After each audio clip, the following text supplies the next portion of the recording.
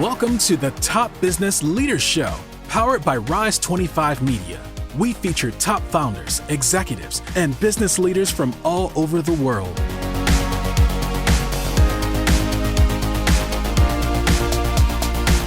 Hey, welcome everyone. John Corcoran here. I am the co-host of the Top Business Leaders Show. And every week we talk with, you guessed it, top business leaders, CEOs, founders, entrepreneurs of all kinds of different companies. I'm also the co-founder of Rise25, where we help connect B2B business owners to their ideal prospects. And today we're going to be talking about the three things, the three lessons, the most important qualities that Dr. Jeremy Weisz, my co-host and co-founder of Rise25, and I have found are the three most important qualities for top business leaders that help business leaders to get ahead. And this is based on over 1,000 interviews that I have done and over 1,000 interviews that Jeremy has done with a wide range of founders, from CEOs of publicly traded companies to billionaires to worldwide famous entrepreneurs.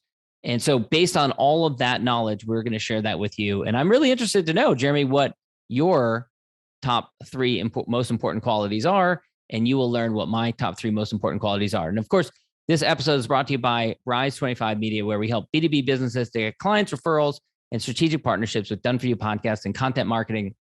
You know, it's fast becoming a world where, like it was in the 1990s, where companies didn't have websites and they quickly realized they needed to have a website. And it's just like that with podcasts. If you're listening to this and you have a business and you don't have a podcast yet, you need to get one as quickly as you can. It's really a land grab. I would highly recommend it. And I don't just say that as someone who helps others to do that, but I say that as someone who has done a podcast personally and reaped so many benefits from it. So if you want to learn more about that, go to rise25media.com or email us at support@rise25media.com. We've got all kinds of resources we can share with you to help get you started. All right, Jeremy. You're good at explaining that. Thank you, sir. I appreciate it. Yeah. And we were saying that 10 years ago when it was not self-serving, the same thing. Absolutely. So. Yeah, absolutely. Yeah. For the first 6 or 7 years of doing a podcast, before we ever had anyone pay us to help them to do a podcast, I told everyone, you should start a podcast. It's great. It's wonderful. You meet amazing people.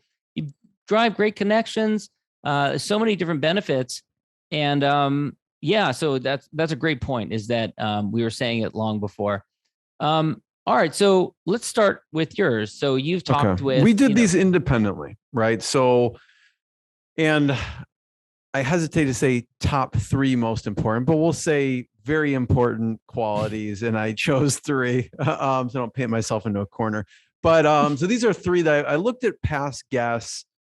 We both had some amazing people on, and what lessons they taught us and lessons in leadership. And the one that sticks out over and over again is positivity in spite of challenges, which kind of bleeds into resiliency. And a couple come to mind with this. I remember Andrea Houston, who runs an amazing podcast, who's got a great company, Artitudes Design. She had 3 tragic events happen in her life. One being in a coma, another, her house burned down, and 3, a really key staff member got really sick. And she talks about how she overcame it, how she kind of was resilient through the whole entire situation. That was one. Andrea Herrera had a catering company, and during COVID had to redefine her business, had to pivot, and she started Boxperience. And so, which kind of goes into Jason Swank. And Jason Swank, talked about seeing the .com period where things melted down. In general, he saw that as an opportunity, and Andrea Herrera saw it as an opportunity in her catering business, or during COVID, to start another company. And so he helps agencies. And when COVID hit and was wreaking havoc, the same thing, give the same exact advice that he saw in the .com period, which is look at what opportunities are out there now, despite everything. So we can go back and forth. So one of positivity in spite of challenges and resiliency. Yeah. And, Jason's been a great friend and a mentor to both of us. You went to one of his events recently, and, he was running an agency during the .com meltdown, as you mentioned. also during the '08 financial crisis. And so frequently, I've heard him say it so often that, when you have a crisis, when you have a challenge of an economic downturn, you really should view that as an opportunity and, pivot, make iterations, changes to your business. You just have to be really nimble. So that's a great lesson. I'll start with one of my most important qualities in top business leaders is one of those is to be a good listener. And what I mean by that is you really have to have your ear to the ground, listening for opportunities, listening for changes in the marketplace, listening for what sometimes it's loud, sometimes it's really soft, but you can make little tweaks in your business that can have massive changes just from listening for what the market wants or what your clients want from you. And one example, a guest of mine, Jennifer Rotner, she had a business where she was creating different written content for clients, and she lost one massive client, lost about 80% of her client revenue virtually overnight. But what she did was she went home that night, she whiteboarded with her husband and thought about different things that she could do and realized that there was a big opportunity helping her clients to create books. They were really interested in doing that. So she started a whole new division of her business, helping people to become authors by writing a book. And she actually got it up to over 7 figures in, I want to say, about a year. So really an amazing turnaround, helped to rebuild her business. And now it's going really well. On that, being a good listener, I don't know the exact story, but I remember listening or hearing about PayPal early on, and people kept telling them, you need to integrate with eBay. You need to integrate with eBay. And like, yeah, we don't want to do that. We don't want to do that. And they avoided it. And they finally people kept telling them to do it, and they finally listened, and we kind of know what happened after that. And I believe eBay eventually acquired PayPal for billions. That's right. But that's right. So listening always helps. Yeah, definitely. One of the next one for me was lead by example. So, you're in the trenches with your fellow colleagues and staff. And one that comes to mind was Cameron Healy. Cameron Healy was co-founder of Kona Brewing Company and the original visionary behind Kettle Chips empire. And he was telling stories of, in the area where they're trying to get the oil temperature right, the potatoes right, getting the right potatoes. And he used to do all the jobs. And, he started off kind of just delivering goods to different vendors before he figured out and stumbled upon, and with a hard work and grit, created Kettle Chips. And he did every job. And so it was an amazing story. And it's not always, now it looks, you go to any grocery store across America and you could find Kettle Chips, but it was not like an easy downhill journey. Yeah. It's funny. Another chip story, another podcast, Stacy's Pita Chips, similar sort of story where she had started with just one little food truck, and it was actually, they were serving sandwiches like gyros on pita, and they had waste left over, and they thought, what could we do with this? And they started creating these hard little pita chips that they served to people while they were waiting to make their sandwich. And people loved them so much that it became a whole empire, became a whole business. That's amazing. That's a great one. So next one I will mention is top business leaders are constantly expanding their skill set. As their business grows and changes and evolves, they need to grow as a leader. They need to grow as an executive. They need to grow as a business owner, as a founder. And one of the guests that I had on who talked about that was Paul Orfala. He's the founder of Kinko's. He took his business from, and you can imagine this kind of growth, right? From one 10 by 10 shop, 100 square foot shop next to UC Santa Barbara, which is where I went to college. I remember this location. It was no longer a Kinko's, but it was still a copy shop. But I remember this location next to the campus. And he was running it, doing everything. Literally, he just bought a copier or rented a copier, parked it in a room, and started making copies for the local students. He took that to $2 billion in revenue. And you can think about all the different skills that you have to evolve and adapt and learn over time. And one of the big ones was working with they called them, I believe, franchise partners. It wasn't a traditional franchise type of model, but basically had business partnerships with all these different owners that owned the local kind of like franchises, but they didn't call them that. And so he basically had hundreds of different business partnerships. You can imagine all the different coaxing and the different relationships you had to manage. And so that's a great example, I think, of a top business leader who did a great job of expanding their skill set. That's an amazing story. I remember we did an event at it popped up in one of my feeds recently when we did the event in Santa Barbara at one of the co-working spaces. Which he had invested in. He was an investor in that co-working space. Yeah. Very cool. Kombucha on tap. Fun fact, he has invested in a bunch of local businesses, just kind of for fun, including a local bowling alley that he recently sold. He said it was really profitable. And he said it actually was it was the same kind of business as Kinko's, because Kinko's is selling time on a copier and a bowling alley is selling time on a bowling alley lane.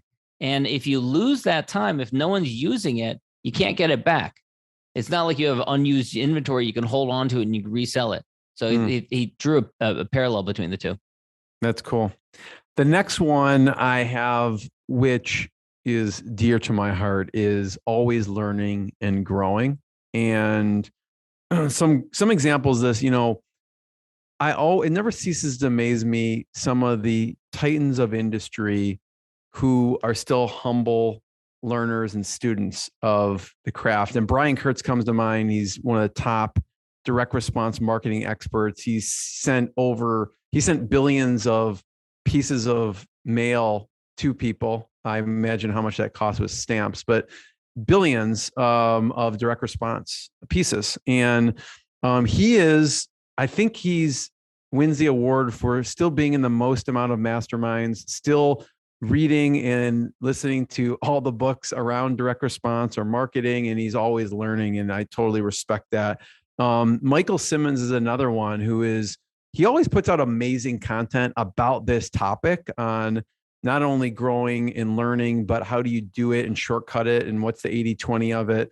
And he's, I know, done extensive research on this topic, and he talks about Bill Gates and Warren Buffett. And I think there was some video that they asked what if you could have any superpower, and Warren Buffett said something about reading faster. That's what he would choose. And that's an interesting superpower, but that's just, I think he reads just a large portion of the day every day. He does. Yeah. I've heard that. Yeah. All right. My final tip, or my final important quality is these two are kind of slightly different, I realize, but I called them preparation and diversification. So being prepared through diversification, I guess is a better way of saying it, for the types of crazy things that we see happening. So we've lived through a pandemic. It could be a flood. It could be a key employee leaving. It could be some kind of server meltdown. It could be a key software goes out. But I think the really successful, long-term sustainable business owners that I've talked to that do a great job are ones that are constantly thinking about, okay, what's the risk here? How can I diversify my business? And I think of like Kati Doragi, I think is how you pronounce her last name. Apologies, Kati, if I'm mispronouncing that. She was a guest on my podcast, and she had a rough period where she lost a couple of key family members, including parents, and just went through a real tough time there. And so you have to be prepared for these types of life events to happen. Another example, Scott Empringham, he was a guest on my show, and he had a digital media company where he was working with, he had a couple of key clients, big clients in the auto industry space, like auto manufacturers. And he had three of them that just kind of shifted their business model in about a 90-day period. They decided to take some of the work that he was doing in-house, and he lost like a tremendous amount of their revenue. And by the time he realized it, he didn't really have his finger on the pulse on the KPIs that would have told him a little bit further in advance. And 90 days had gone by, and the whole business basically came to a complete collapse. and he had to rebuild it. Fortunately, he has really rebuilt it, gotten beyond 7 figures again, and he's regrowing it, not to the level that he was at before, but I'm sure he'll get there. And so for me, the big lesson there is to be prepared and to diversify your risk in very many different ways, whether it's geographically, whether it's in terms of key people, whether it's in terms of software, whatever the vulnerability could be. Yeah, that's good. I mean, even we've seen with the pandemic, people have pivoted and shifted and diversified if they have in-person components to virtual components. So it's definitely a huge part. Yeah. And, I think it's worth mentioning, one of the reasons that I like what we do in the world of podcasting is that podcasts are diversified. Unlike if you build your home on one tech company's platform where you are at risk, it could get shut down. The rules of the road can change. Podcasts are built so that they are diversified. You have one RSS feed that you control, you own it, and then that gets distributed across dozens of different channels. And so you really are much more diversified. And then I also think of it in terms of you're diversifying your network. You're meeting more people, you're building more connections, you're building more relationships. That's important in any business, any type of business that you're in. You should be doing that. You should constantly be growing your network and meeting new people. We get asked sometimes, John, well, it's kind of crowded. Should I even start a podcast, or, when should I start a podcast? And I told this person, it's kind of like when you plant a tree. There's 2 best times to plant a tree: 10 years ago and today. Yeah. And so they were laughing. I go, because they still haven't started their podcast, but like, I know 10 years ago or today, but it is really, we look at things the lens of how do you give to your relationships? And we've found no better way to give to our relationships and to profile them and what they're working on. It's not even about us. It's about what they're working on. And so the guests get to share their story, and we get to pass along the knowledge to other people from that one conversation. And on that note, where can people go to learn more about Rise25 and the work that we do?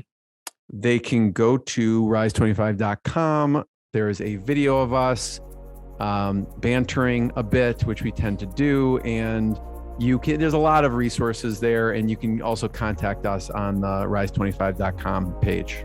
All right. Thanks, everyone, and have a great day. Thanks for listening to the Top Business Leaders Show, powered by Rise25.